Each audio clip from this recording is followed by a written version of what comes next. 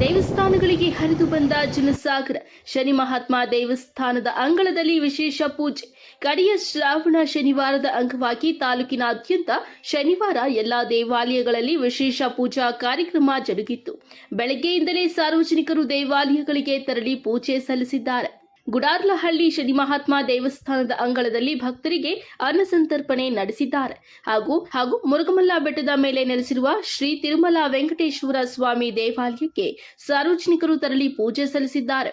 ಬೆಳಗ್ಗೆಯಿಂದಲೇ ಸಾವಿರಾರು ಭಕ್ತರು ಸರದಿ ಸಾಲಿನಲ್ಲಿ ನಿಂತು ದೇವಸ್ಥಾನಗಳಲ್ಲಿ ದರ್ಶನ ಪಡೆದಿದ್ದಾರೆ. ದೇವಾಲಯಗಳನ್ನು ವಿದ್ಯುತ್ ದೀಪಗಳಿಂದ ಮತ್ತು ತಳಿರು ತೋರಣಗಳಿಂದ ವಿಶೇಷವಾಗಿ ಅಲಂಕಾರ ಮಾಡಲಾಗಿತ್ತು. ದೇವಾಲಯದ ಒಳಭಾಗವನ್ನು ಅಲಂಕಾರಿಕವಾಗಿ ಪುಷ್ಪಗಳಿಂದ ಸಿಂಗರಿಸಲಾಗಿತ್ತು. ದೇವರ ದರ್ಶನಕ್ಕೆ ಬಂದ ಸಾವಿರಾರು ಮಂದಿ ಭಕ್ತರಿಗೆ ಪ್ರಸಾದವನ್ನ ಏರ್ಪಡಿಸಲಾಗಿತ್ತು.